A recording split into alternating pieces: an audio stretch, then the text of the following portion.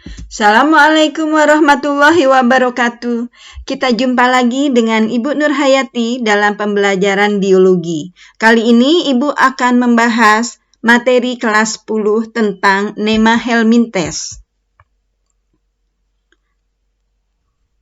Ciri-ciri dari cacing Nema helminthes adalah sebagai berikut. Bentuk tubuhnya bulat panjang seperti benang atau giling. Bilateral simetri, tertutup oleh kutikula. Tidak beruas-ruas, triploblastik, pseudocelomata. Artinya, tubuhnya tidak memiliki segmen-segmen atau ruas-ruas. Lapisan embrionalnya adalah 3 lapis, yaitu ektoderm, endoderm, dan mesoderm, dan memiliki rongga tubuh semu. Saluran pencernaannya sempurna karena memiliki mulut dan anus. Ada yang mikroskopis, ada juga yang makroskopis. Ada yang parasit, ada juga yang hidup bebas. Tidak mempunyai peredaran darah, tetapi mempunyai cairan tubuh. Struktur tubuh dari cacing Nema helminthes. Coba kalian perhatikan gambar dari struktur tubuh cacing Nema helminthes. Cacing ini memiliki organ pencernaan yang lengkap, dimulai dari mulut, faring, usus, dan anus. Cacing ini juga memiliki ovarium. Sistem sarafnya adalah berupa seperti cincin. Rongga tubuhnya pseudocelomata atau rongga tubuh yang semu. Lapisan embrionalnya triploblastik, terdiri dari ektoderm bagian luar, mesoderm bagian tengah, dan endoderm bagian dalam. Klasifikasi dari cacing Nema helminthes. Cacing Nema helminthes terbagi menjadi 2 kelas, yaitu nematoda dan nematopora. Nematoda contohnya adalah sebagai berikut. Ascaris lumbricoides atau cacing perut, Ankylostoma duodenale, cacing tambang, Enterobius vermicularis, cacing kremi, dan Wucheria bronckhofti, cacing filaria. Contoh untuk nematopora adalah spesies dari Gordius dan Nectonema. Kelompok nematoda, contohnya Ascaris lumbricoides. Coba kalian perhatikan gambar cacing Ascaris lumbricoides berikut ini. Dengan ciri-ciri, cacing ini parasit pada usus manusia, disebut juga dengan cacing perut. Bukan hermaprodit, karena cacing ini sudah terpisah antara jantan dan betina. Reproduksi secara seksual. Cacing jantan lebih kecil ukurannya dibandingkan dengan cacing betina. Memiliki panjang bervariasi antara 31 cm sampai 49 cm. Infeksi cacing Ascaris menyebabkan penyakit askariasis. Umumnya akan menyerang anak-anak karena kebersihan anak-anak yang kurang. Infeksi melalui makanan atau minuman atau alat makan atau juga tangan yang kotor yang mengandung telur cacing Ascaris. Siklus hidup dari cacing Ascaris lumbricoides adalah sebagai berikut. Cacing Ascaris dewasa hidup di usus halus manusia. Cacing ini akan berkembang biak dan menghasilkan telur. Telur akan keluar bersama feses. Kemudian, telur ini bisa saja menempel pada tanaman sayur-sayuran, menempel atau masuk ke sungai atau ke tanah. Kemudian, bila manusia atau anak-anak bermain tanah, tangannya terkontaminasi atau telur cacing Ascaris menempel pada kuku-kukunya, atau bila manusia memakan sayuran yang tidak dicuci dengan bersih, sayuran tersebut sudah terkontaminasi telur dari cacing Ascaris, atau air minum yang tidak direbus dulu dan di situ terdapat telur cacing Ascaris, maka telur tersebut akan masuk ke dalam tubuh manusia yang lain, bisa melalui tangan yang kotor, bisa melalui sayuran yang tidak dicuci bersih, bisa melalui air minum yang tidak direbus. Kemudian telur akan menetas menjadi larva di dalam usus. Larva keluar dari usus halus bermigrasi ke jantung dan paru-paru. Dari paru-paru, kemudian masuk ke faring, kerongkongan, dan masuk kembali ke saluran pencernaan, kemudian tumbuh menjadi dewasa di usus halus, dan di situ terjadi perkawinan lagi dan menghasilkan telur kembali. Begitu seterusnya. Cacing ini dapat mengakibatkan manusia yang terinfeksi akan mengalami kurang gizi karena zat-zat atau sari-sari makanan yang ada di dalam usus halus akan diserap oleh cacing Ascaris lumbricoides. Cacing yang kedua yaitu Ancylostoma duodenale atau cacing tambang. Coba kalian perhatikan gambar cacingnya sebagai berikut. Ada dua macam, yaitu cacing Ancylostoma duodenale dan Necator americanus. Keduanya merupakan cacing tambang yang dulunya banyak ditemukan di daerah pertambangan. Dengan ciri-ciri sebagai berikut. Cacing ini berukuran 1 sampai 1,5 cm, hidup di dalam usus manusia, mempunyai alat kait berupa gigi kitin untuk mencengkram dan menghisap darah. Mulut cacing ini mengeluarkan zat antikoagulan atau zat yang mencegah terjadinya penggumpalan darah. Daur hidupnya hampir sama dengan cacing perut, hanya telur akan menetas di tempat yang becek dan infeksi pada manusia melalui pori-pori kulit. Apabila seseorang yang menginjak tanah yang becek tersebut, maka larva cacing akan menembus kulit kaki, kemudian masuk ke peredaran darah. Selanjutnya akan mengalami daur hidup seperti cacing perut. Bedanya dengan cacing perut, cacing ini memakan atau menghisap darah, sehingga orang yang terinfeksi cacing Ancylostoma duodenale akan mengalami penyakit anemia.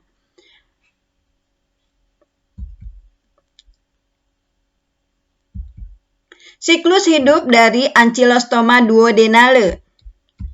Coba kalian perhatikan gambarnya sebagai berikut. Cacing dewasa hidup di dalam usus halus manusia. Cacing dewasa ini akan kawin dan bertelur. Telur akan keluar bersama feses, kemudian pada tempat yang becek, telur ini akan menetas menjadi larva. Bila sudah menjadi larva, kalau manusia menginjak tanah yang becek yang terdapat larva cacing Ancylostoma, maka larva akan menembus kulit telapak kaki manusia atau bisa saja telapak tangan. Kemudian dari pori-pori kulit masuk langsung ke peredaran darah, menuju jantung, paru-paru, faring, menuju tenggorokan, dan kembali lagi ke usus. Cacing ini di dalam pembuluh darah, dia akan menghisap darah manusia sehingga orang yang terinfeksi cacing Ancylostoma dan Necator americanus akan mengalami penyakit anemia. Cacing berikutnya adalah Enterobius vermicularis. Coba kalian perhatikan gambarnya sebagai berikut. Ciri-cirinya, cacing ini parasit dan menyerang anak-anak, menginfeksi manusia melalui makanan yang dipegang dengan tangan yang kotor dan terinfeksi telur cacing. Betina berukuran 8 sampai 13 mm, ekornya panjang, runcing, jantannya berukuran 2 sampai 5 mm. Hidup sebagai parasit pada usus besar dan bila bertelur, cacing ini akan menuju anus yang mengakibatkan rasa gatal pada anus. Siklus hidup dari Enterobius vermicularis atau cacing kremi. Coba kalian perhatikan gambarnya sebagai berikut. Cacing dewasa hidup pada kolon atau usus besar manusia. Di sini, cacing dewasa ini kawin dan bila mau bertelur, cacing ini akan pindah ke anus dari manusia yang terinfeksi cacing kremi, sehingga mengakibatkan rasa gatal yang sangat. Bila manusia ini yang terinfeksi menggaruk-garuk anusnya, kemudian tanpa cuci tangan, telur-telur cacing ini akan menempel pada jari-jari tangan, kemudian manusia itu makan, maka telur ini akan masuk kembali lagi ke mulut manusia sehingga dapat mengakibatkan autoinfeksi.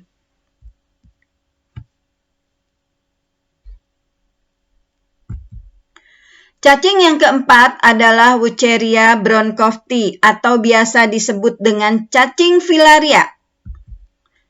Coba kalian perhatikan gambarnya. Cacing ini memiliki ciri-ciri sebagai berikut. Cacing dewasa jantan dan betina hidup di saluran dan kelenjar limfe atau getah bening dan dapat mengakibatkan penyakit filariasis atau elephantiasis atau disebut juga dengan penyakit kaki gajah dan masuk ke dalam tubuh manusia dengan perantaraan gigitan nyamuk kulek. Nah, ini adalah penyakit kaki gajah yang disebabkan oleh cacing filaria atau Wucheria bronckhofti. Cacing ini banyak tersebar di daerah beriklim tropis di seluruh dunia. Bentuknya halus seperti benang dan berwarna putih susu. Cacing betina berukuran 65 sampai 100 mm kali 1,25 mm. Cacing jantan berukuran 40 mm kali 0,1 mm. Siklus hidup dari Wucheria bronckhofti atau cacing filaria. Coba kalian perhatikan gambarnya sebagai berikut. Cacing dewasa hidup pada pembuluh limfe yang ada di kaki. Bila nyamuk kulek ini menggigit manusia yang sudah terinfeksi dari cacing filaria, maka larva cacing ini akan terbawa oleh nyamuk. Kemudian nyamuk tersebut akan membawa dan menularkan lagi pada orang lain,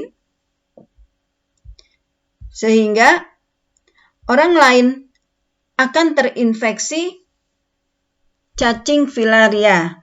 Cacing ini, larvanya akan masuk ke dalam tubuh orang yang digigitnya, dan larva itu akan berkembang menjadi dewasa dan akan menetap pada kelenjar limfe pada manusia yang digigitnya.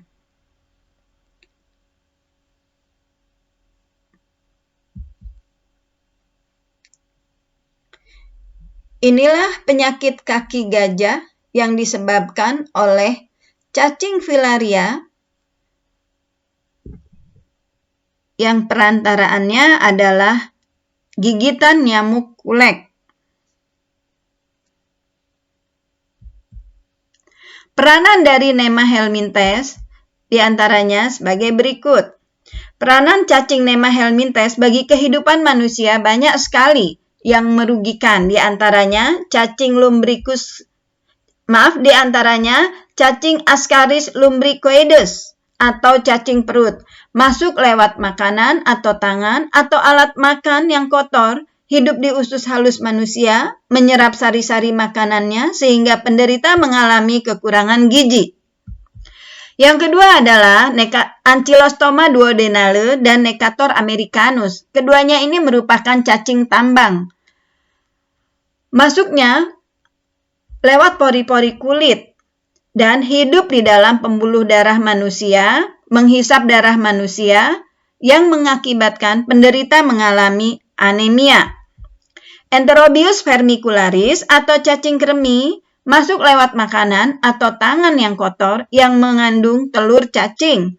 Hidup di kolon atau usus besar manusia dan bertelur di sekitar anus yang menyebabkan penderita mengalami gatal di sekitar anus pada malam hari.